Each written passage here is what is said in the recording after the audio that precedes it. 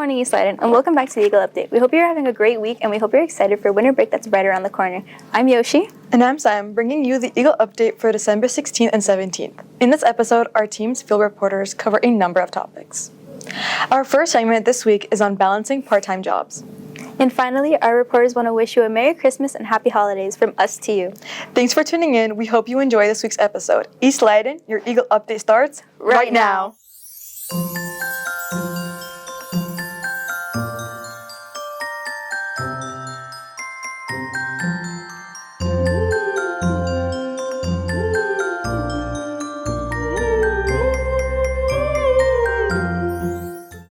For millions of high school students across the country, life is a consistent balancing act, one that stretches far beyond the walls of classrooms and the pages of textbooks. It's not just tests, teenage milestones, or extracurricular activities that occupy their time. It's also the hours spent behind cash registers, serving tables, or restocking shelves.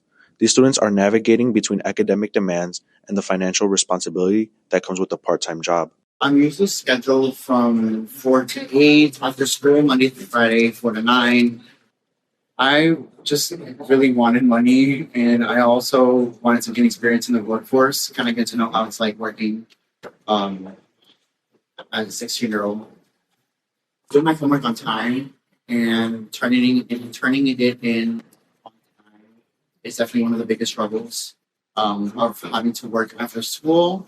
I know I have enough time to do my homework after school. It's just sometimes I like to procrastinate some of the assignments to the next day. And I think that's one of the biggest struggles of working.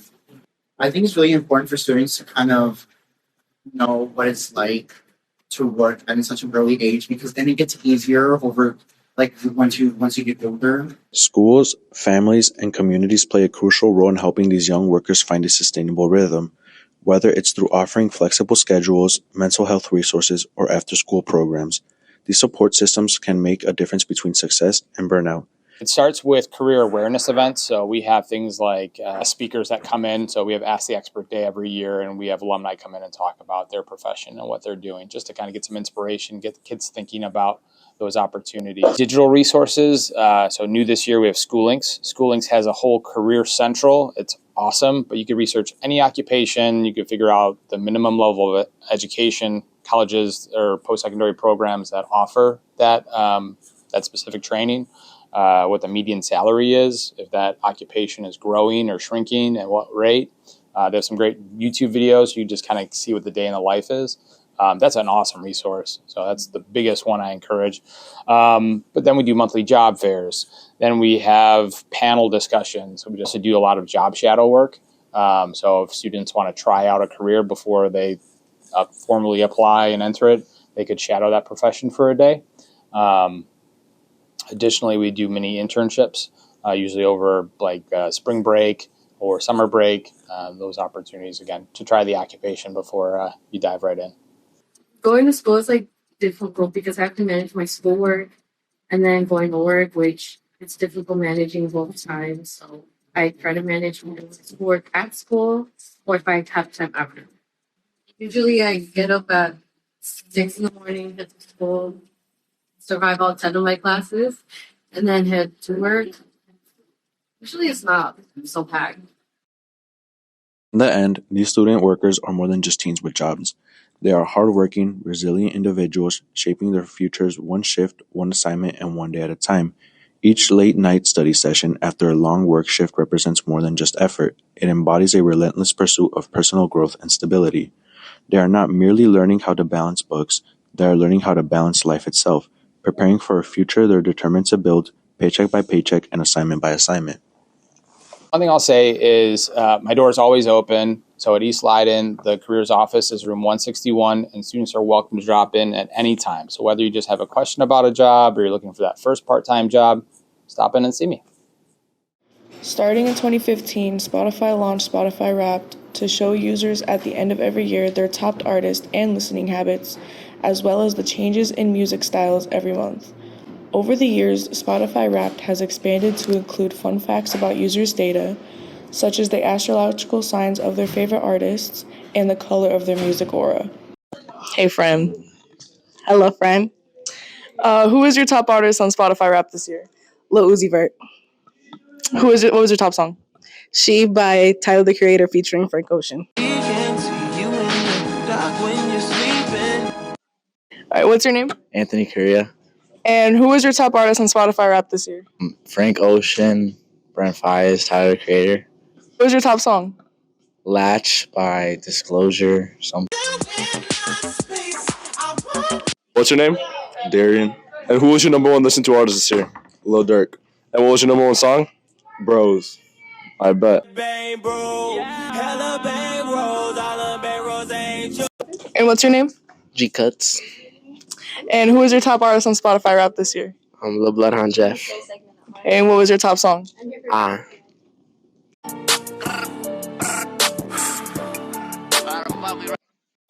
All right, hello, what's your name? Luis, And who was your most listened to artist this year? G Herbal, And your number one song? I Like by G Herbal. My name G Herbo. I like nasty girls. I like classy girls. And what's your name? Anthony. And who is your top artist on Spotify Rap this year? Ken Carson. What was your top song? I Need You. What's your name? Jose. Okay, and who is your top artist this year? Frank Ocean. What was the top song? White Ferrari.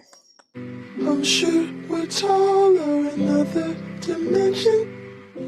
The Winter Art Show showcases the work of all Light and Art students, ranging from drawings, paintings, photography, and AP art.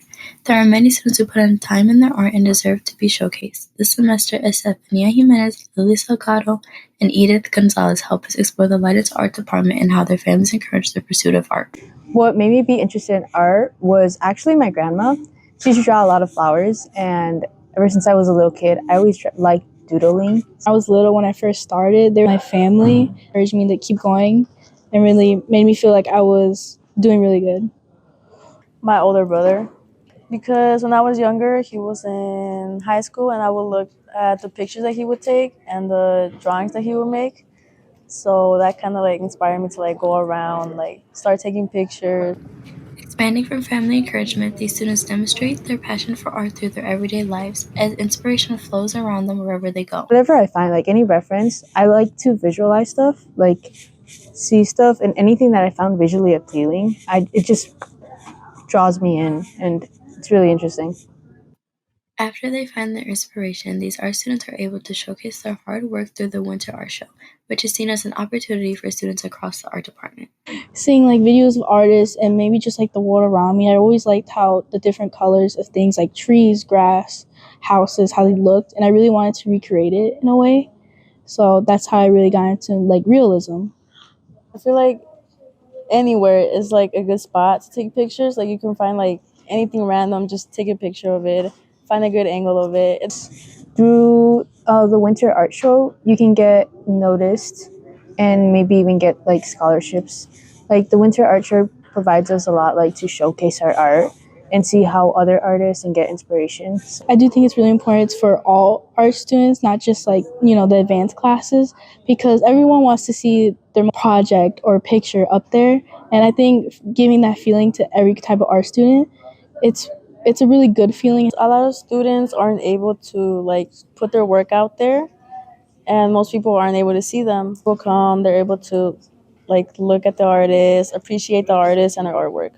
Along with the semi-annual art show, Leiden's art department motivates students to advance their skills with constant assistance from teachers. The Leiden community has helped me get more insight in what it is to be working in the art industry and how to improve upon my art skills as well. They give me a lot of free tools to use and new mediums that I could experiment with. I was able to learn certain things that I didn't know before to improve my pictures. Also with editing, I was able to learn new stuff to make my pictures look way better and more clear. So recently in my AP art class, definitely my teachers, Miss Reed and Miss Rosinska, they pushed me to be better and do better. And I really need that kind of push when I'm too afraid to experiment with something. And them being able to push me to do better, it really makes me more confident in myself and my skills. I think that space to just be open and experiment with anything is really helpful for maybe artists. For the Eco Update, this is Alani Jimenez. Hey guys, welcome back to a new Eagle update today. This is Alberto. And Alani, and we're bringing you Christmas trivia. Make sure you click like and subscribe if you want to keep up with new videos. How many reindeer does Santa have? 7? 9. I have like 6. Like 8. 9. Can you name all your reindeer? Not right now. Can you name at least 5 reindeer? Rudolph. That's it. I can't name 5. Panzer, Prancer, and Rudolph. Rudolph, Dancer, Prancer, Vixen, Comet, Cupid. Rudolph, Prancer, Dancer, Blitzen, Donner.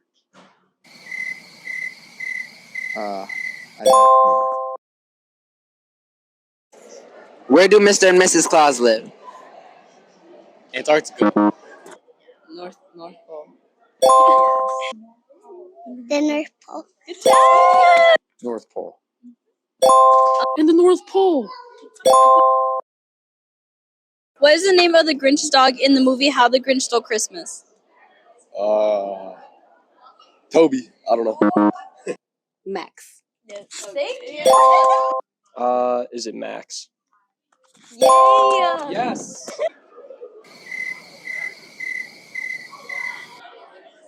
Matt?